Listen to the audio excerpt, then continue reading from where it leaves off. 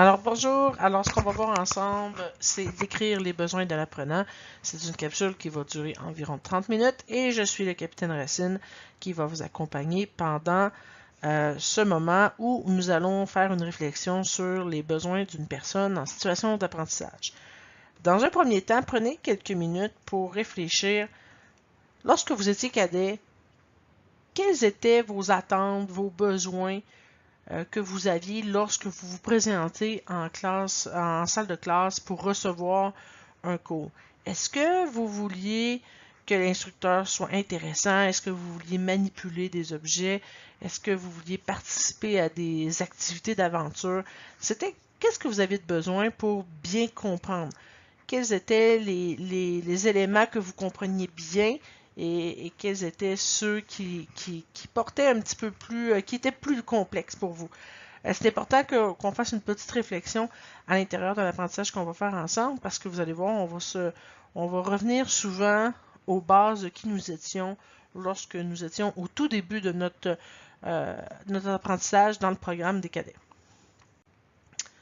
Donc, dans une première question, c'est qui les apprenants? Est-ce que c'est simplement le petit écolier que vous voyez ici? Ou ça peut être n'importe qui, hein? Quelqu'un qui apprend à nager, quelqu'un qu'on guide, quelqu'un qu'on aide à traverser une piste à obstacles, le sauveteur. Donc, c'est quand qu'on est apprenant? Donc, ce qu'on peut être sûr, c'est qu'à tous les jours, on est dans une situation d'apprentissage.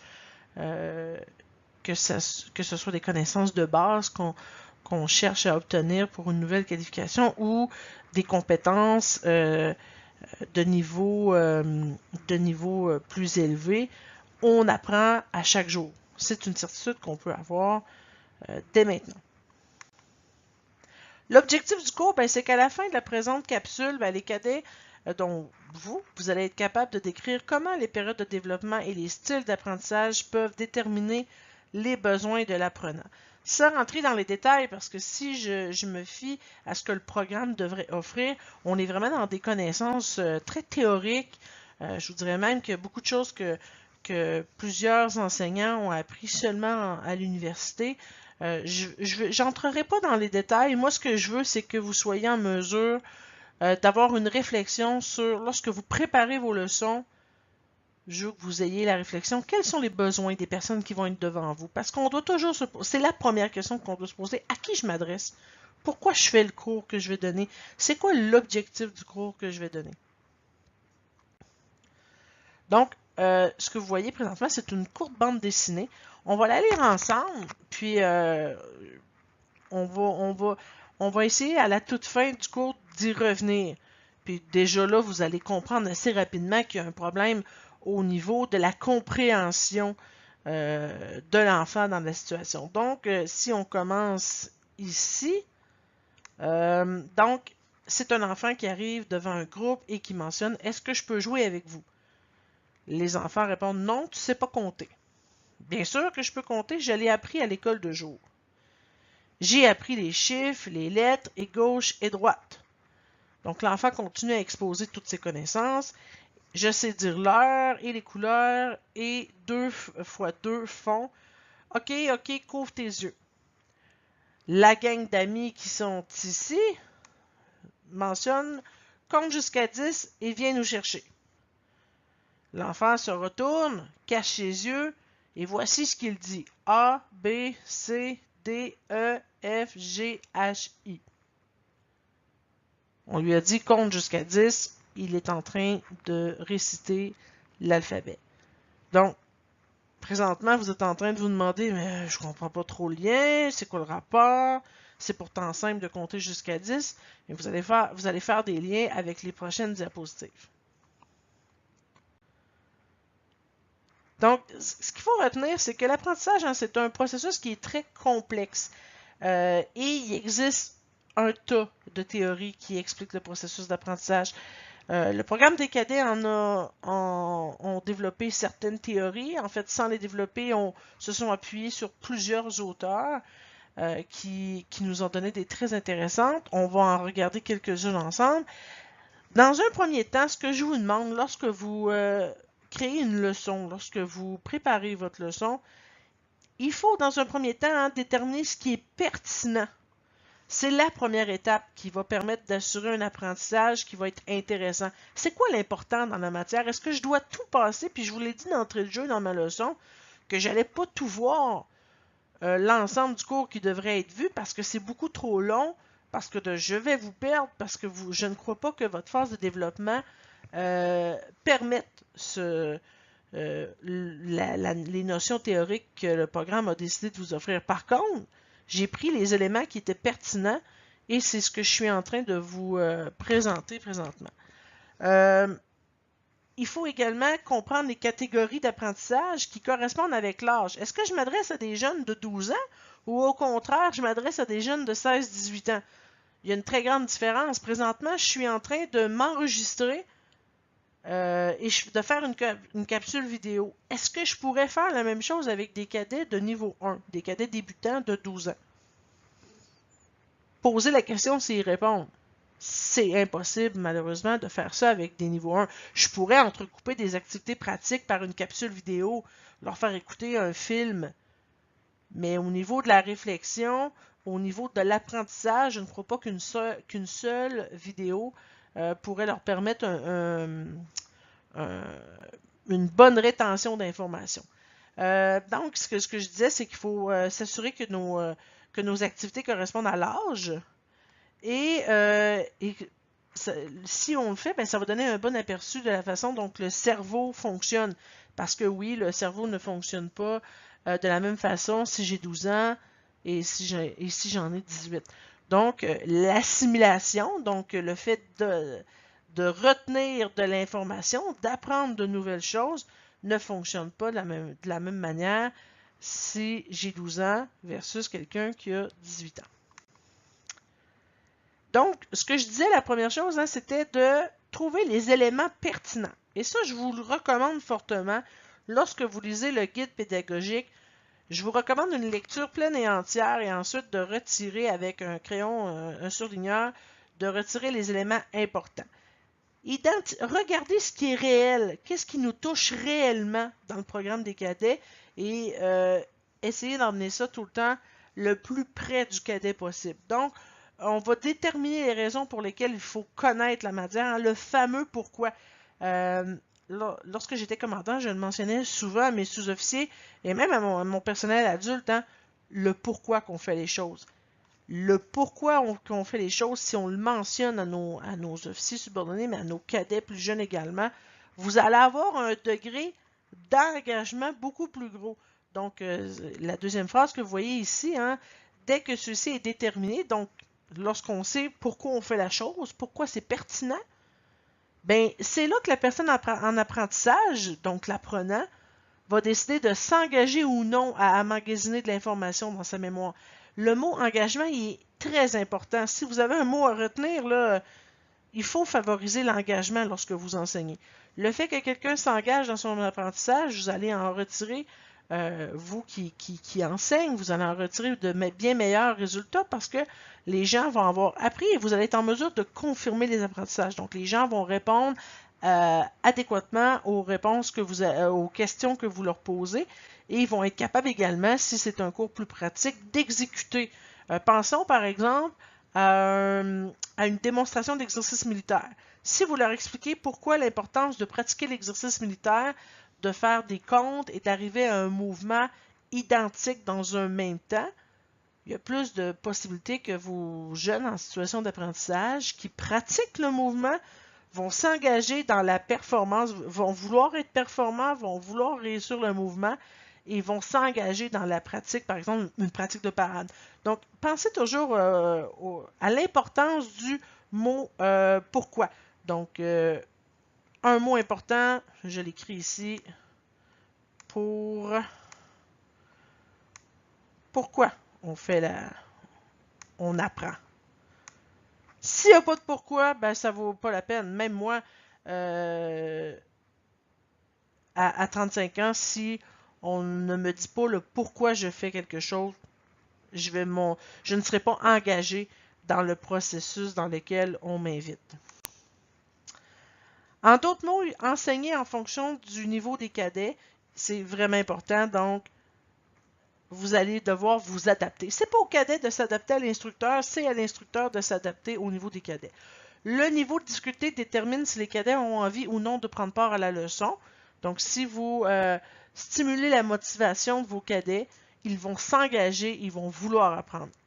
Essentiellement, le moins vaut le plus, ce qui a trait à la nouvelle matière. Donc, il faut absolument que vous pensiez au niveau de vos cadets. Je vous donne 3 éléments ici qu'il faut réfléchir. Donc, premièrement, réfléchir sur les connaissances préalables. C'est comme si vous apprenez à un cadet de niveau 1 à calculer une déclinaison magnétique lorsqu'ils n'ont jamais travaillé avec une carte et qu'ils ne savent même pas qu'est-ce que le nord magnétique et le nord de la carte. On doit acquérir des connaissances préalables, donc des connaissances qui, avant d'arriver avec de la matière plus difficile. Faire des liens avec des situations de la vie réelle. Un jour, on me dit, c'est facile, l'apprentissage, c'est quoi? C'est du connu vers l'inconnu. On part vers une situation qui est connue, qui est confortable, et on s'en va vers une situation de plus en plus complexe qui est inconnue. Donc, je vous rappelle l'importance, on fait la situation de la vie réelle, c'est justement le fameux connu. Et on va appliquer des connaissances acquises à des expériences futures. On les emmène à réfléchir plus loin et on va leur prouver l'importance d'apprendre maintenant pour le futur. Donc, 3 éléments très importants ici à retenir.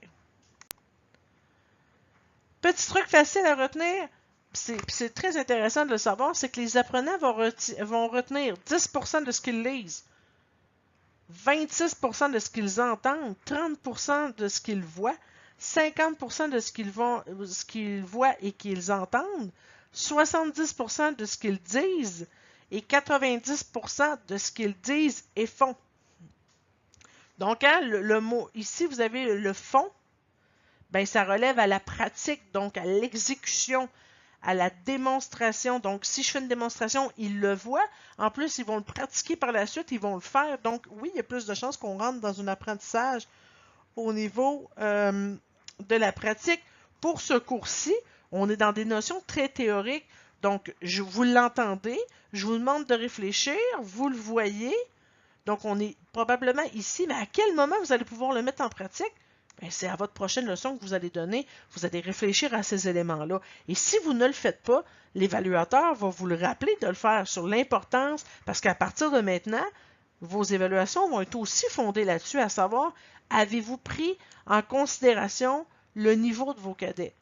Si vous enseignez les grades à des cadets de 18 ans avec des pâtes à spaghetti, ben, l'évaluateur va vous le mentionner. Hey, je pense que tu aurais pu faire juste une petite capsule vidéo d'un rappel, d'une révision, parce que tu t'adresses à des cadets de 18 ans. Donc, il faut vraiment que vous réfléchissiez à comment les apprenants vont retenir l'information.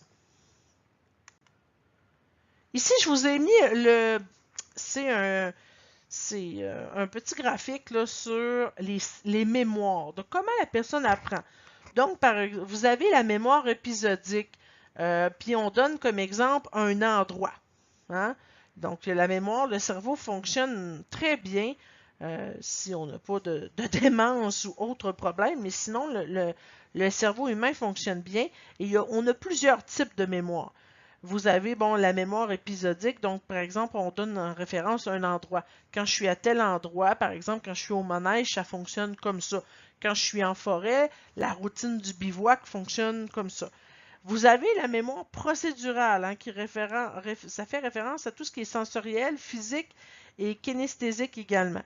C'est une mémoire qui fonctionne très bien aussi au niveau de tout, puis ça le mentionne ici, au niveau procédural.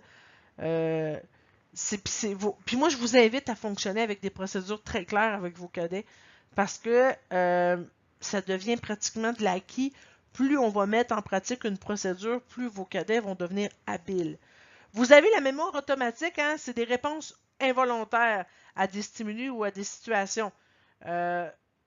Puis on peut même rentrer là-dedans, pratiquement, la mémoire, dans la mémoire automatique, un commandement en exercice militaire et l'exécution du mouvement. du moment que le cadet entend telle fin de mot, il sait qu'il doit, par exemple, se mettre au garde à vous. Donc, il va lever la jambe droite et il va exécuter le mouvement. Et vous avez la mémoire sémantique en des mots, des faits reliés à certains endroits. Donc, vous avez également ça dans le graphique qui peut être intéressant à retenir, tout dépendant avec quel groupe de cadets que vous travaillez. Je ne peux passer sous silence les périodes de développement qui sont très importantes. Dans les périodes de développement, vous en avez 3. Donc, je vous invite à regarder dans un premier temps les groupes d'âge. La PD1, basée sur l'expérience, c'est 10 à 14 ans. Donc, présentement, je ne m'adresse pas à des gens qui sont en période de développement 1. Dans la PD2, qui s'est basée sur le développement, c'est 15 à 16 ans. Certains d'entre vous le sont encore là-dedans. Et plus vous allez avancer, ben, on est vraiment orienté vers la compétence. Donc, on est en PD3, 17 à 18 ans. Dans la PD1, donc si on revient ici, c'est un automatisme bien développé. Les capacités de raisonnement de plus haut niveau commencent à se développer. Donc, on est au tout début, on est en train d'intégrer les bases de nos connaissances. À 15-16 ans, c'est les capacités de raisonnement de plus haut niveau se développent. Donc, on est vraiment en développement de connaissances plus élevées. Et on apprend sur le processus de prise de décision. C'est ça qu'on veut. Dans la phase de développement, on veut être orienté vers nos propres décisions. Dans le PD1, il n'y en a pas de niveau de décision. On n'en prend pas de décision à ce niveau-là. Dans le développement, on veut faire des choix. Puis on devient très motivé à faire des choix et à prendre nos propres décisions. Et le PD3, la compétence, les capacités de raisonnement de plus haut niveau sont perfectionnées et les apprenants sont indépendants et responsables. Et c'est vers ça qu'on vous mène, vous. On vous mène vers ça parce qu'on vous dit, telle période, telle heure, tu donnes un cours. À telle date, dans 2 semaines, tu vas donner un cours et tu es complètement seul avec ton groupe. On veut que vous soyez responsable et indépendant. Pour la personne en période de développement 1, les activités entreprises au cours d'une leçon doivent se terminer avant la fin de leçon. Par exemple, je donne un cours sur les grades aux cadets de niveau 1. Il n'y aura pas de réflexion dans les prochaines semaines là-dessus. Je donne mon cours dure 30 minutes. Dans les 30 minutes, les cadets doivent être capables de nommer les différents grades. Dans les prochaines semaines, ils vont le mettre en pratique. Mais à la fin de mon cours, j'ai confirmé l'acquisition des connaissances, c'est-à-dire qu'ils ont réussi mon activité de confirmation finale. J'ai fait un jeu qui permet de confirmer. Les cadets m'ont démontré qu'ils étaient capables de connaître les grades. Ça, c'est vraiment important. Les activités entreprises au cours d'une leçon doivent se terminer avant la fin de la leçon. Tandis que pour la période de développement 2, les activités commencées dans la leçon peuvent se prolonger pendant 2 ou 3 leçons. Je fais des liens entre la leçon 1, la leçon 2 et je me rends ainsi vers la leçon 3. Je suis capable d'utiliser ce qu'on appelle les connaissances antérieures, de les réactiver pour les renforcer, pour donner sur des connaissances plus élevées. Et la PD3, les activités commencées dans la leçon peuvent se prolonger pendant 4 leçons ou plus. Ici, là, lorsqu'on a 17-18 ans, c'est une continuité, l'apprentissage. La personne, on lui a donné les bases, les outils, et on mène ça jusqu'à l'obtention, par exemple, de nouvelles compétences, nouvelles qualifications. Mais on peut vraiment là, perdurer dans le temps pour valider l'acquisition de connaissances. On améliore nos performances. Je reviens à la PD1 ici, donc basée sur l'expérience 12 à 14 ans. Comprendre ce qui est concret, réel et non abstrait. On est dans quelque chose de très tangible. On est encore dans le connu. Avoir maîtrisé des réponses réflexes, très automatiques encore dans notre processus d'apprentissage. Nécessite une supervision étroite. Pourquoi? Parce que je dois valider en tout temps l'acquisition des connaissances. Désir de l'interaction et des activités au cours de la leçon. J'ai envie de jouer. C'est pour ça qu'on vous dit tout le temps, vous enseignez à des niveaux 1, des niveaux 2, pensez à des jeux, des rallyes, des activités qui vont les faire bouger.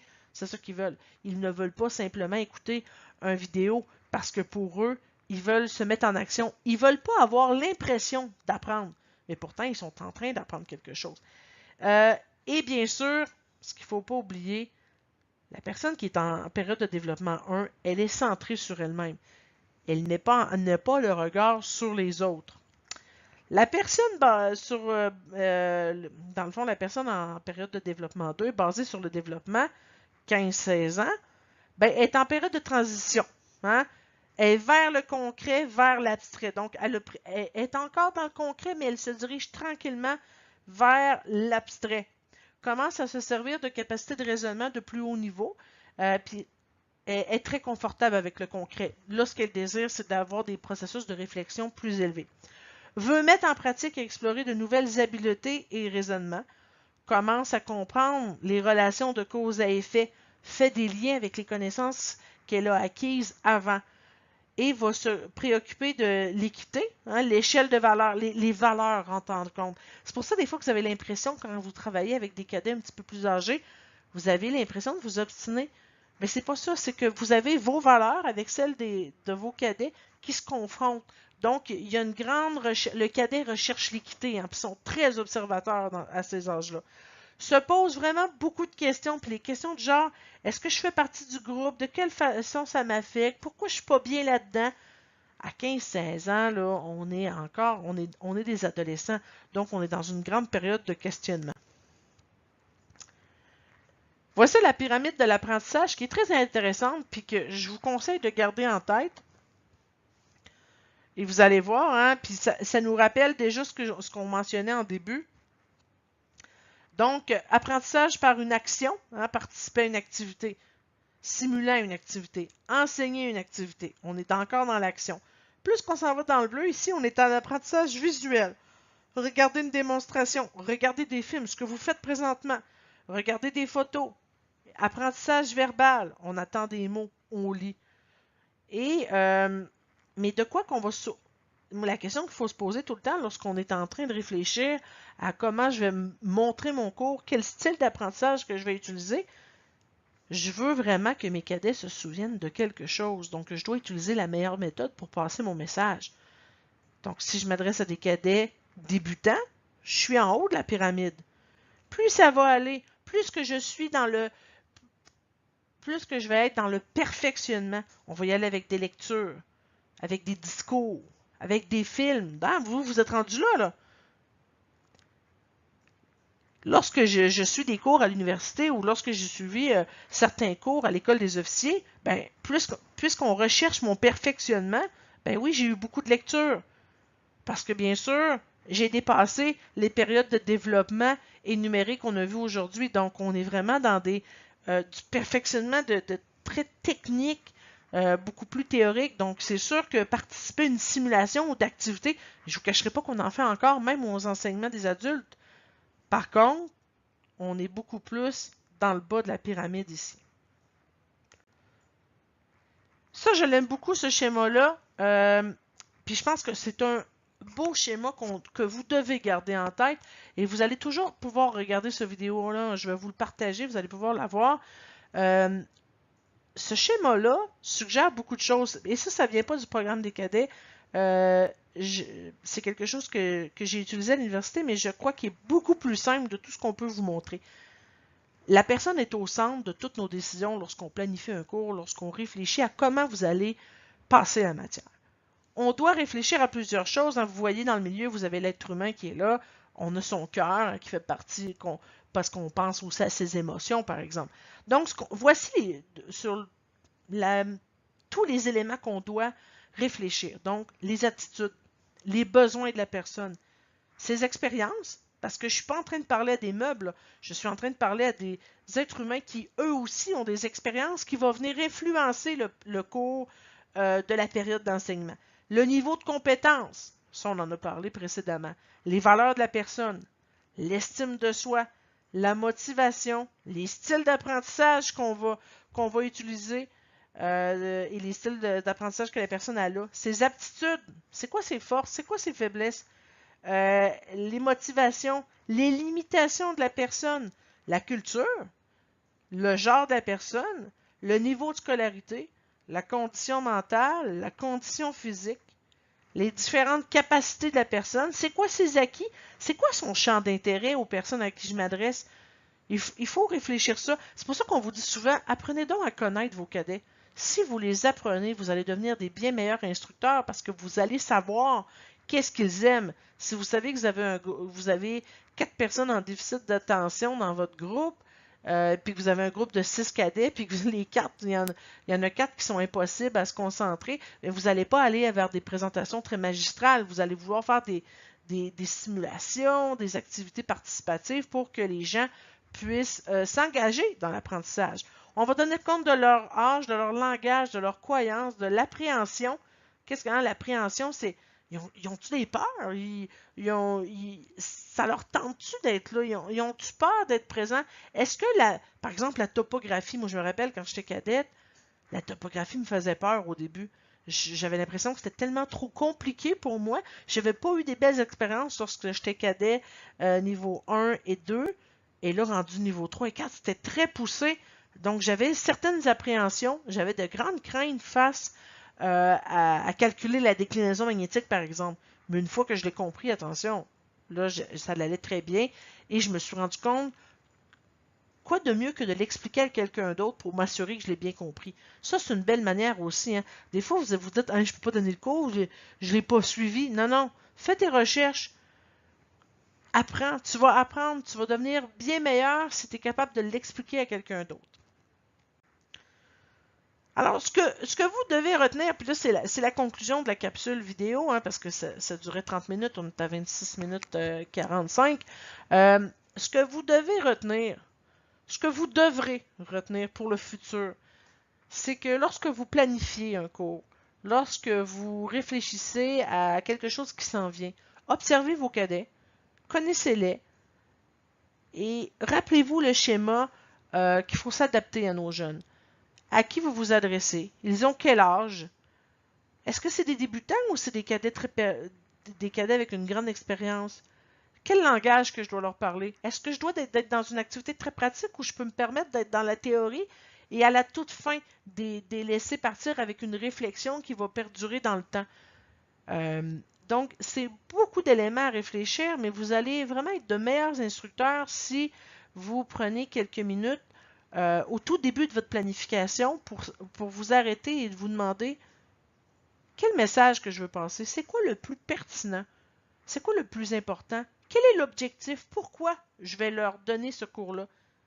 Si vous répondez à toutes ces questions-là, de un, votre cours va être une expérience très positive pour les apprenants, pour les personnes qui sont devant vous, mais pour vous aussi. Parce que c'est important également que ce soit une expérience positive pour l'instructeur. Donc, je vous invite vraiment à vous poser les questions suivantes. C'est quoi l'important de mon cours? Pourquoi je leur enseigne ça? Et à qui je m'adresse? Si vous répondez adéquatement à ces 3 questions-là, vous devriez, en théorie, avoir une expérience positive, vous en tant qu'instructeur, mais vos cadets aussi. Donc, j'ai envie de vous demander si vous avez des questions, et bien sûr, si vous avez des questions, ben, Capitaine Racine, devant vous, va répondre à vos questions. Et maintenant, ben, votre période de développement à vous hein, se continue dans le temps après le cours. Donc, la mission ne s'arrête pas ici. Pour vous, tout commence maintenant, c'est-à-dire au prochain cours que vous allez donner. Bien sûr, nous allons vous interroger sur les besoins des apprenants que vous avez devant vous. Donc, je vous souhaite de vous amuser en enseignant parce que c'est un début également de la technique d'instruction. Bonne soirée!